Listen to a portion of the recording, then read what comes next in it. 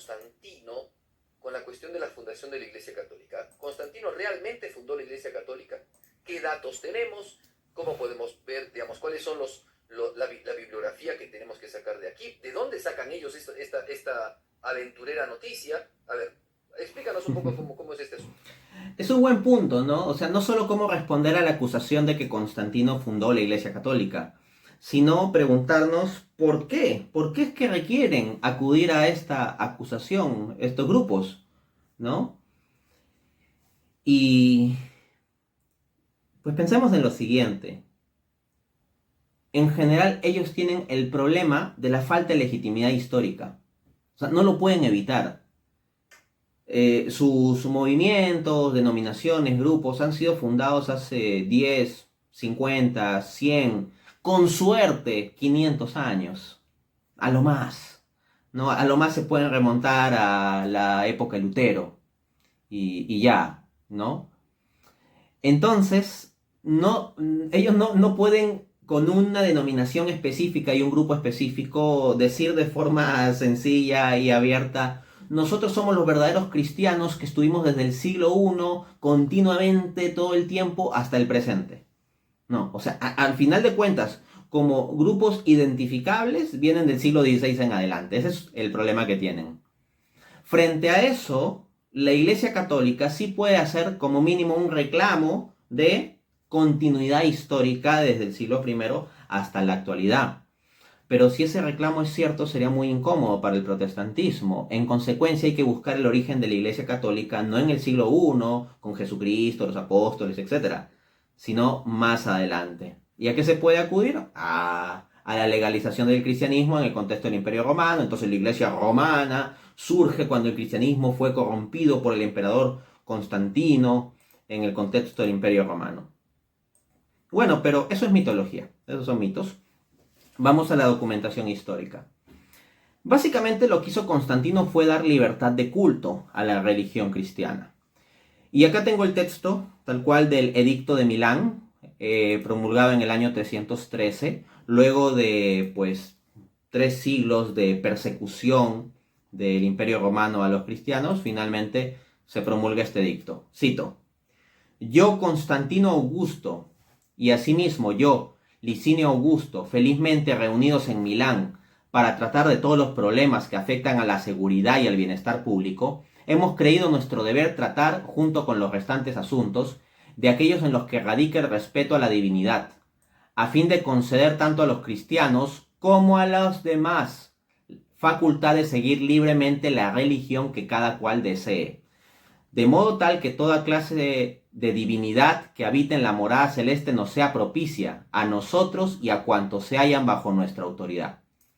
Luego agregan: por lo cual es conveniente permitir en adelante a cuantos quieran observar la religión cristiana hacerlo libremente, sin que les suponga ninguna clase de inquietud o molestia. Y cierran diciendo: también a los demás ciudadanos les ha sido otorgada la facultad de observar libre y abiertamente la religión que hayan escogido. Perdón, te Uh-huh. corto un ratito, Sí. porque la letra justo del edicto de Milán, lejos de ser fundación de la iglesia, es un edicto tremendamente tolerante, en donde se acepta toda religión. Por tanto, si fundó algo, Constantino, fue la tolerancia, digámoslo así.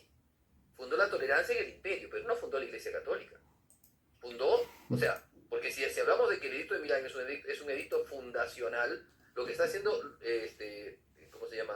Constantino, es dar la posibilidad a la iglesia, como a otras religiones más, de poder vivir sin ser perseguidos, sin que te quiten los bienes, sin que Exactamente. te manden a otro lado, sin que te maten a tu familia, sin que tengas que meterte en las catacumbas. Eso es lo que está diciendo el Constantino. O sea, vivan en paz y no molesten a los cristianos ya, déjenlos de perseguir. Eso es lo que está diciendo. Pero fundar la iglesia, o sea, creo que es importante, Dante, apuntar esto. Si los protestantes tienen razón, ¿en qué parte del edicto de Milán dice explícitamente don Constantino que la iglesia católica la está fundando él sobre las bases del imperio romano y del paganismo romano? Efectivamente, ¿no? Basta ir a la información. Esto es gratis. Una persona puede poner Edicto de Milán texto gratis en Google y le sale el documento. Entonces, efectivamente, cuando leemos el texto, cuando vamos a las fuentes en lugar de quedarnos con mitos anticatólicos, es absolutamente evidente que no hay ninguna fundación de la Iglesia Católica. Lo que hay es simplemente otorgar la libertad de culto. De este modo, el decir que Constantino fundó la Iglesia Católica sería tan tonto como que alguien diga que Thomas Jefferson creó la raza negra en los Estados Unidos. Porque ¿qué hizo Thomas Jefferson? Thomas Jefferson le dio libertad, ¿no? Dio libertades. Entonces, no porque se den libertades, automáticamente por eso ya uno dice, ah, ya, entonces como se dieron libertades, ahí se está creando, ¿no? No, simplemente estamos teniendo una libertad de culto, ¿no? Una libertad de culto general para todas las religiones. Además, Dante, el tema creo que es importantísimo, porque hay que introducirlo en el contexto. La última persecución fue la más dramática y la más cruel de todas, que fue la de Diocleciano. Constantino ha visto estas cosas y él tiene una madre cristiana. Hay que entender un poco el contexto, ¿no? O sea, ¿por qué Constantino hace este edicto? Él aún no es cristiano. Pues según lo que nos cuenta la historia, él no es cristiano aún. Dicen algunos que se convirtió, que se bautizó al final de su vida, pero aún no es cristiano. Y él no es un cristiano, o sea, por tanto, él no se manifiesta cristiano. Sencillamente está diciendo, déjenos vivir, vivan su vida tranquilos. Claro, él va después dar un apoyo, eso sí es cierto, pero no está en el Edicto de Milán. No está en el Edicto de Milán. O sea, el apoyo de, por ejemplo, de donar, ¿no? Lugares para hacer lugares de culto, ¿no? Iglesias, de dar ciertos presupuestos para que la iglesia construya iglesias, basílicas y demás. Eso sí, por supuesto. Pero otra cosa es que uno funde la iglesia, que uno dé la constitución de la iglesia. Cuando uno funda algo, no solamente lo funda, sino le da la constitución, la conjectura. ¿Qué cosa? A ver, ¿cuál es el mandato de Constantino? Pues eso, entonces es importante, es buenísima la cita que nos das, porque nos hace ver de manera clara, ¿cierto?, de que toda otra argumentación está evidentemente torciendo la realidad histórica, está torciendo el documento del cual se agarran, y que evidentemente es una cuestión que si se ha dicho, o sea, o la persona que lo ha dicho está loca, no sabe leer, o realmente es una persona que es malvada, ¿cierto?, y quiere generar mentiras. Simplemente agregar el dato de que para la época de Constantino ya había 33 papas en la Iglesia Católica, de San Pedro a San Silvestre I, ¿no? Entonces, no es que tuviese que iniciarse el catolicismo ya venía corriendo, ya venía sucediendo. De hecho, bastante antes de Constantino, en torno al año 106, San Ignacio de Antioquía, discípulo directo del apóstol Juan, escribe lo siguiente, su carta a los Esmirnianos, capítulo 8. Allí donde está el obispo, allí debe estar el pueblo. Así como allí donde está Jesucristo, allí está la Iglesia Católica. La réplica protestante clásica a esta cita, que ya nos habla de Iglesia Católica desde mucho antes que Constantino, es que la palabra católico es universal, Constantino simplemente está hablando de una iglesia universal. Pero vamos a ver qué características tiene la Iglesia Católica de la que nos habla, dije Constantino, San Ignacio de Antioquía, ¿no? ¿Cuáles son las características que tiene esta Iglesia Universal de la cual nos habla San Ignacio de Antioquía, discípulo directo del apóstol Juan en los mismos inicios del siglo II? Pues bien, si uno revisa las cartas de San Ignacio de Antioquía, él dice, por ejemplo, que Roma es la que preside en la caridad. Asimismo dice que los herejes se abstienen de la Eucaristía porque no confiesan que es el cuerpo y sangre de Cristo. A su vez, habla de las celebraciones eucarísticas en términos de altar y lo vincula al obispo. Y habla de la división tripartita en términos de diáconos, presbíteros y obispos.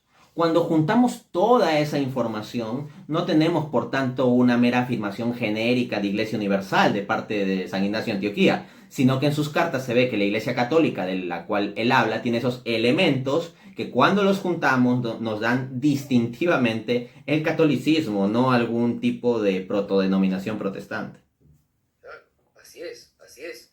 Y si agarramos los textos de San Justino, que nos hablan acerca de la celebración eucarística, y si hablamos los textos de San Ireneo de León, en donde se nos explica muchísimas cosas, porque él habla, o sea, se opone a los herejes, y entonces está definiendo un montón de cosas de la Iglesia Católica. Por eso, o sea, los protestantes, que dicen que la Iglesia Católica fue fundada por Constantino, pueden solamente ser creídos por católicos que no saben la historia de la Iglesia, que no tienen idea de esos 3 siglos de persecución cruel en Alejandría, en Antioquía, en Asia Menor, en Roma, en Grecia. O sea, porque no saben lo que la Iglesia vivió, porque no escucharon hablar nunca de las catacumbas de Roma, porque nunca han escuchado hablar de San Calixto, ¿no? O de San Hipólito de Roma, o porque nunca escucharon hablar de los mártires, de Águeda, de Lucía, de Inés. O sea, ese es el gran problema, porque no saben que había Iglesia Católica, porque no conocen nada de arqueología, en donde se ven claramente las Domus Ecclesiae, en donde se ven las pinturas que ya los católicos de los principios de la Iglesia en Roma, en Antioquía, hacían de Jesucristo, de la Santísima Madre de la Virgen María. O sea, el gran problema es ese, que claro, cualquier persona que no sabe, no ha conocido, no ha leído nada de estas cosas, entonces es lógico, tiene razón. Y entonces empiezan las confusiones. Entonces vamos a hablar de estas confusiones, porque esa es la primera cosa. Entonces, primera leyenda negra totalmente desvalijada, ¿cierto? Ventilada. Segunda cosa, todo este tema del culto a la Trinidad, ¿no? Que, por ejemplo, un hito del cual además se agarran los protestantes para decir que Constantino es el jefe de la Iglesia, ¿no? El jefe mayor de la Iglesia era Constantino, el Concilio de Nicea. El Concilio de Nicea es un concilio muy importante de la Iglesia, el primer concilio ecuménico, y los protestantes hablan de que ese concilio, ¿cierto?, fue un concilio en donde Constantino metió su doctrina pagana, ¿cierto?, como la doctrina de la Trinidad, como la doctrina del homoousios, como la doctrina, etcétera, etcétera, ¿cierto? Bueno, a ver, veamos un poco acerca de este tema, Dante, y a ver, trátanos de explicar la cuestión del concilio brevemente, ¿no?, del concilio de Nicea, quiénes estudiaron el concilio de Nicea, y por qué la Iglesia aceptó lo de Constantino, del concilio de Nicea. A ver, vamos a hablar un poco de eso. Perfecto. A ver, primero algunas precisiones. En el caso de hablar de una influencia de Constantino en el concilio de Nicea, en términos de manipulación política o de querer introducir paganismo, hay ciertos protestantes que apuntan eso, ¿sí? ¿No? No necesariamente todos o la mayoría, pero sí hay protestantes, en particular los más anticatólicos, que por ahí dicen cosas de ese tipo. Aunque los protestantes, siendo trinitarios, no van a decir que Constantino fue el que llevó a que metan el tema de la Trinidad. Pero lo que sí existen son sectas como los Testigos de Jehová, por ejemplo, que sí insisten mucho con esa idea. Uno puede conseguirse el famoso manualito ¿Debería usted creer en la Trinidad?, de los Testigos de Jehová, y verá que se repite machaconamente esta idea de que Constantino habría introducido la Trinidad por medio de pues unas cuestiones de creencias paganas y filosofía neoplatónica, etc. Ahora bien, como digo, la acusación de que la Trinidad habría venido en realidad del paganismo la encontramos de parte de antitrinitarios como por ejemplo los unicitarios. En particular la encontramos en el libro Un Dios falso llamado Trinidad, 2007, página 54, de Julio César Clavijo, que dice lo siguiente sobre la doctrina de la Trinidad, cito: se infiltró desde el paganismo, y luego agrega, tiene sus raíces en el politeísmo, en la religión pagana. Julio César Clavijo es el teólogo unicitario más influyente de toda habla hispana. Yo tuve un debate contra él en el año 2019, lo encuentran en mi canal de YouTube con el título Trinidad versus unicidad, ¿no? Debate Trinidad versus unicidad. Entonces, él nos está diciendo eso, o sea, que la Trinidad básicamente viene del paganismo. Bueno, a esta cuestión ya he respondido en mi libro ¿Cuál es la iglesia verdadera? Publicado en 2023 en la página 148. Cito el pasaje en cuestión. A ver. 148.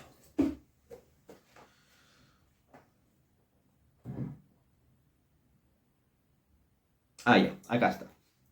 Por otra parte, está quienes dicen que la doctrina de la Trinidad se infiltró desde el paganismo y tiene sus raíces en el politeísmo, en la religión pagana y en la filosofía pagana.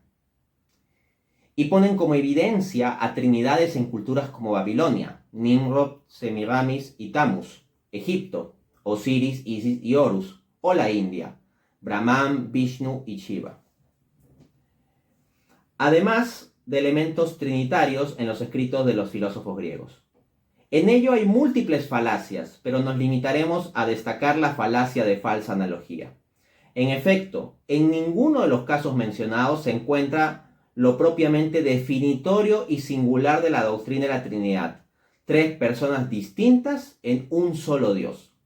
En el caso de las trinidades pongo entre comillas, de Babilonia y Egipto, se trata en realidad de triadas, es decir, agrupaciones de tres dioses distintos, que destacan entre otros varios dioses, politeísmo. En cambio, en la Trinidad cristiana hay un solo Dios, monoteísmo. Además, ambas triadas mencionadas incluyen una esposa madre, Semiramis e Isis, y eso es absolutamente ajeno al concepto cristiano de Trinidad. En cuanto a la Trinidad, de nuevo comillas, ¿no? En cuanto a la Trinidad hindú, tenemos que se la denomina en sánscrito como Trimurti, que significa tres formas, siendo que los tres dioses son tres aspectos, tres caras de un único Señor, el cual se relaciona con el mundo en los modos de la creación, Brahma, la conservación, Vishnu, y la destrucción, transformación, Shiva. Así que esto, en lugar de parecerse a la doctrina de la Trinidad, que dice que Padre, Hijo y Espíritu Santo son personas realmente distintas, y no tres manifestaciones distintas de una sola persona divina, se parece más bien a la herejía modalista, que afirman sectas como los pentecostales unicitarios, para quienes Padre, Hijo y Espíritu Santo no son tres personas distintas, sino tres manifestaciones distintas de una sola persona divina. Esto es sumamente irónico, porque ellos acusan a la doctrina de la Trinidad de ser de origen pagano, pero resulta que es su forma de creencia la que tiene más cercanía con un antecedente pagano. Fin de cita. Entonces, los paralelos que se alegan para decir que la Trinidad viene del paganismo son pura falacia de falsa analogía y en consecuencia queda sin base esta objeción. Muy bien. Ahora, veamos un poquito más acerca del concilio de Nicea y Constantino. Es cierto que Constantino... Ahora, yo en esto quiero también agregar algo porque el gran historiador, tan buen historiador, Eusebio de Cesarea, es muy entusiasta con Constantino. Y los que han leído, los protestantes que han leído Eusebio de Cesarea, creen entonces que Eusebio de Cesarea piensa que Constantino es el salvador de la religión, y es el creador de la religión.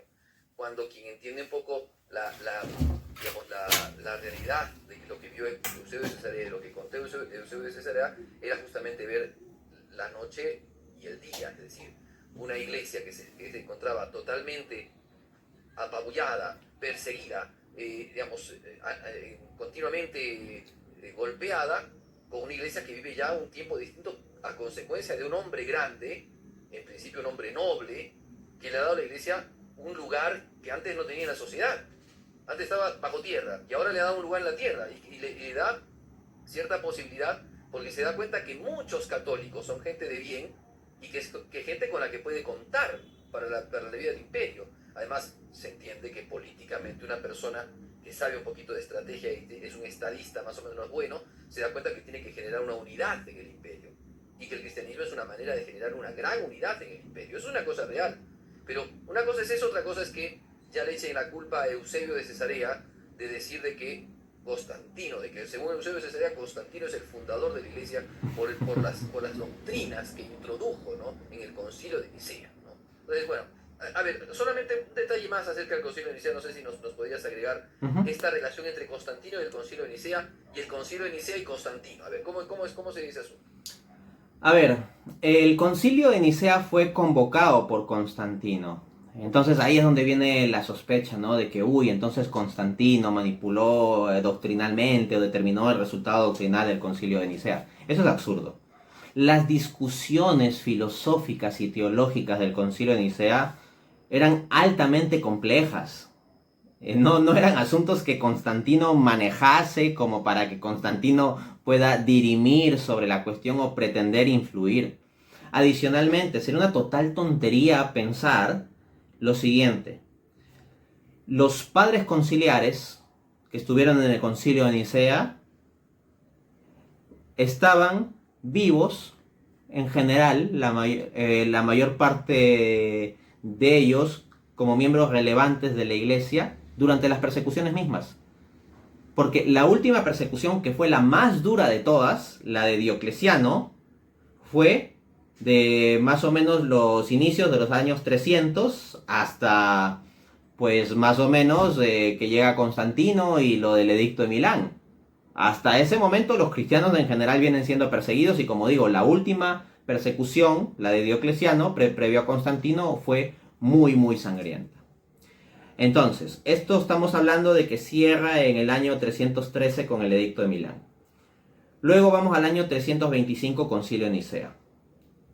Ahora bien, al Concilio de Nicea no van muchachitos de 15 años. O sea, los padres conciliares, podríamos decir que en general la mayoría tendría de 35 o 40 años para arriba. Entonces, con alta probabilidad, o sea, la mayoría de ellos vivieron la persecución misma. Entonces, es razonable pensar que gente que hace unos pocos años estaba dispuesto a dejarse matar de la forma más cruel con tal de defender su fe y mantener pura su fe cristiana, a los pocos años después se dejaría simplemente cambiar la fe metiendo paganismo porque un emperador le dio la gana. O sea, los que pudieron pararse frente a la persecución del cruel Diocleciano van a ceder automáticamente que Constantino meta paganismo porque le da la gana. No, es un absurdo, ¿no? Ahora, para cerrar con el tema de la convocatoria, es natural que el emperador romano sea el que haga la convocatoria porque esto es una cuestión administrativa que requiere una movilización de mucha gente en un contexto político donde toda la autoridad legal, policial, judicial, etcétera, recae sobre el emperador. Y es un asunto de interés público por el tema de la unidad y la estabilidad de la población. Entonces, es por ese contexto político que Constantino ve conveniente convocar el concilio. Pero de ahí no se sigue que él pueda influir doctrinalmente sobre el resultado, porque, como digo, las discusiones obviamente lo sobrepasan. Así es. Además, mira, por eso te digo, quien habla de estas cosas no sabe cuál es. O sea, tú decías, ¿quiénes son los padres conciliares? A ver, tú has mencionado edades. Yo te voy a mencionar nombres. San Atanasio de Alejandría. Un tipo que fue expulsado de su diócesis 5 veces. Pero más hombre que no sé quién había en ese tiempo. ¿Ok? ¿Quién más estaba, por ejemplo? El delegado del Papa, Ocio de Córdoba. ¿Quién era ese hombre? Hay que buscarlo, pues. Hay que saber quién era. ¿Quién estaba? San Nicolás de Bari. ¿Quién estaba también? Arrio. Estaba también Arrio. O sea, el mismo hereje al cual justamente condenan al darse cuenta de que es una tremenda herejía la que se está cometiendo cuando se dice que Jesucristo no es Dios, sino que es un semidios. ¿Te das cuenta? O sea, las luchas que hay, las discrepancias que hay en el Concilio de Nicea, que esas cosas no las dicen, porque no las conocen, ni tampoco las entienden. La cuestión arriana, ¿no? La cuestión arriana de la terminología, ¿no? El término homoousios que surge en el Concilio de Nicea, que es tan importante y que, digamos, tratan de ver con una palabra, de conciliar, ¿no? La verdadera realidad teológica de la naturaleza de Jesucristo, la naturaleza divina de Jesucristo, y de la realidad del verbo en relación con el Padre. O sea, todas esas cosas que sea, no se sabe. Saben que es Nicea, saben que hubo un concilio allí, pero ¿qué cosas se dialogaron en Nicea? Ese tema de lo que dicen ellos, de esas verdades o de esas doctrinas que sacó Constantino. O sea, Dios mío, o sea, eso lo dicen, pero expliquen cómo son esas verdades que dijo Constantino y a qué cosas se refieren. Y expliquen la fe sin ellas. Y expliquen la fe sin ellas. Porque, por ejemplo, ¿no? O sea, los cristianos protestantes creen en Jesucristo como Dios. Pero Dios comió. Jesucristo comió la última cena. Jesucristo después de la resurrección comió. Entonces, Dios comió. Entonces, Dios come. ¿Cómo puede comer Dios? ¿De qué manera podemos entender que Jesucristo era Dios y comió? O caminó, o fue crucificado. Si no entendemos la realidad de las dos naturalezas, y si no entendemos Nicea, no entendemos eso. Por esa razón, o sea, dicen un montón de cosas, ¿no? Pero lamentablemente son todas lanzas, ¿no? Que solamente golpean la epidermis de la realidad, pero no el misterio. No la realidad concreta de la historia de un concilio que miró el misterio trinitario y el misterio cristológico. Por eso que es una pena que se pongan a hablar de lo que no saben. Al final, lamentablemente, dan vergüenza. Perdóname que te diga así, no, yo no quiero ofender a nadie, pero dan vergüenza. Porque para hablar de estas cosas hay que saberlas. Hay que saber qué cosas. A ver, habrán leído porque en el Denzinger se aparecen, en el Magisterio de la Iglesia, en el documento Denzinger, que es un documento, ¿no?, del Magisterio de la Iglesia donde aparecen todos los concilios y las notas magisteriales, ahí aparece el concilio de Nicea. Y aparecen las actas del concilio de Nicea. Por tanto, no es una cosa oscura, no es una cosa oculta. Si ustedes tienen la posibilidad de entrar a internet, por ejemplo, busquen, por ejemplo, Magisterio de la Iglesia, concilio de Nicea, y les va a aparecer las actas, para que sepan. Entonces, eso es muy importante. Dante, ya nos queda casi tiempo. Dante, tenemos un montón de cosas por decir. Solamente, por favor, no quiero quitarte mucho tiempo, yo sé que tienes muchas ocupaciones. Veamos una cuestión, que es la acusación que hacen de la Virgen María como deidad pagana. Porque Constantino también se inventó la Virgen María. O sea, resulta que la Virgen María estaba en la Biblia, pero no era la Virgen María, era la diosa de Constantino, ¿no? Cibeles, Artemisa, no sé, la Venus, o vaya a saber qué cosa era, ¿no? Y que después concibió con la Virgen María para que los cristianos más o menos anduvieran así. A ver, hablemos un poquito acerca de esto, ya con esto terminamos, perdóname, pero se nos ha ido mucho el tiempo. Sí, no, es que estos temas son interesantes, traen ramificaciones y, vamos, son apasionantes estas cuestiones. Bueno, vamos con esta entonces. Sí, dentro de los mitos anticatólicos hay esta idea de que pues el culto a la Virgen María, entiéndase, claro está, culto de veneración en el contexto católico, es algo también que viene del paganismo, ¿no? De las creencias paganas a ciertas diosas madre o de la fertilidad o algo así, tipo Astarte, Venus, Artemisa, etc. Entonces, así como la Trinidad supuestamente sería una importación del paganismo, también el culto a la Virgen María sería una importación del paganismo. E incluso hay quienes acusan que el título de Theotokos, de Madre de Dios, que se da a la Virgen María en el Concilio de Éfeso, sería en realidad una importación del paganismo. Que como en el paganismo hay diosas madres, o la Madre de Dios, o cosas así, entonces de ahí viene el origen, ahí está el origen del título Madre de Dios para la Virgen María.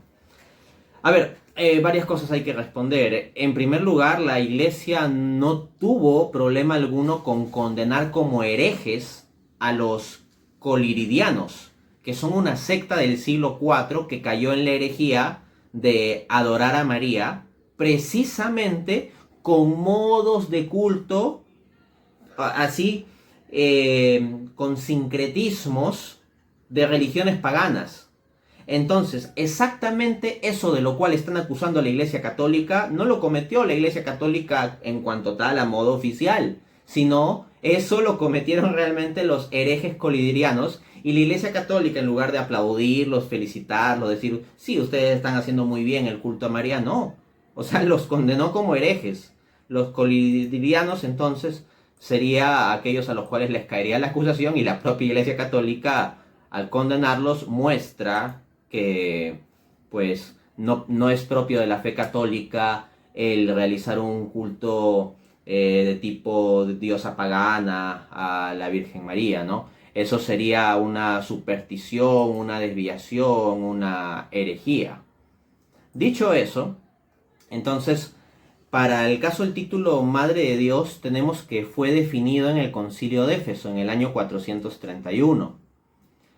Pero que haya sido definido no es lo mismo decir que haya sido inventado. Cuando en el contexto teológico hablamos de definir, se refiere a que una verdad de fe se proclama de modo solemne como creencia firme a ser mantenida por todos los cristianos. En ese sentido hablamos de definir. Asimismo, en el Concilio de Nicea, cuando se da la definición de la consustancialidad del Padre y del Hijo, es decir, que Jesucristo es Dios y que el Padre es Dios con exactamente la misma divinidad, con la misma sustancia divina, que son consustanciales, pues no se está inventando la doctrina de la Trinidad o la divinidad de Cristo. Lo que se está haciendo es definiendo o proclamando algo que ya se encuentra en la tradición anterior. Del mismo modo, el título de María como Madre de Dios, si bien es definido en el Concilio de Éfeso, no es inventado en el Concilio de Éfeso. Y adicionalmente, cuando uno investiga bien, la razón por la cual se formula específicamente el título de Theotokos, María como Madre de Dios, no es por una influencia del paganismo, sino por unas discusiones filosófico-teológicas bastante complejas. Discusiones muy complejas de un nivel filosófico fuerte. Entonces, en los padres de la Iglesia más bien encontramos evidencia de que se llama a María Madre de Dios. Y asimismo tenemos que se da un alto lugar a la Virgen María. En la época en que el cristianismo estaba claramente enemistado con el paganismo y al mismo tiempo era una religión ilegal y perseguida por el Imperio Romano. En esa misma época ya tenemos que se habla en términos exaltados sobre la Virgen María y se habla de ella también explícitamente como Madre de Dios. Rápidamente, algunas citas, ¿no? Dice San Ireneo de León en torno al año 180, siglo II, ¿no? En su obra Contra las herejías, libro 5, capítulo 19, numeral 1, cito: porque así como la primera, ahí se refiere a Eva, fue descarriada por la palabra de un ángel, sería un ángel caído, ¿no? El demonio. Así esta, por la comunicación de un ángel, cuando dice esta se refiere a María, recibió la buena nueva que llevaría a Dios. Y si la primera desobedeció a Dios, la segunda fue obediente a Dios. De modo que la Virgen María pudiera convertirse en la abogada de la Virgen Eva. San Ireneo de León está hablando aquí de María como la nueva Eva. O sea, así como en la caída en el pecado, Eva escuchó al ángel caído y desobedeció a Dios prestando oídos al ángel caído, al demonio. En el caso de María, tenemos que ella presta oídos a la buena nueva del ángel fiel de Gabriel y es obediente a Dios. De hecho, San Ireneo de León llega a hablar de María en términos que dice que hasta es causa de nuestra salvación. Él lo dice con esas palabras en la misma obra Contra las herejías.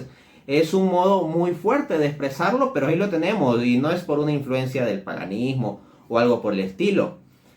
Y yo me pregunto, ¿qué protestante podría decir realmente palabras como las que dice San Ireneo de León? Que no es cualquierita, sino San Ireneo de León es el discípulo del apóstol Juan. El apóstol Juan tuvo su discípulo, San Policarpo Esmirna, que fue a su vez maestro de San Ireneo de León. Así que ahí hay un pedigrí interesante. De otro lado tenemos a San Gregorio Traumaturgo, que en el año 262, bastante antes del concilio de Éfeso, dice: entre todas las naciones, solo ella fue hecha digna de dar a luz a Dios. Solo ella llevó en ella a aquel que todo lo lleva por su palabra. Y no solo hay que maravillarse de la belleza de la Santa Madre de Dios, sino también de la excelencia de su espíritu. Esto lo dice en su homilía sobre la Santa Madre de Dios, numerales 21 a 22. Entonces, ya bastante antes le llama explícitamente a María Madre de Dios. A su vez, San Gregorio Nacianceno, en el año 382, antes del concilio de Éfeso, en su epístola 101, dice: Si alguno no cree que Santa María es la Madre de Dios, está separado de la divinidad. Esa frase es tremenda. Hay hoy en día muchos protestantes que niegan el título Theotokos, que dicen que María no es Madre de Dios.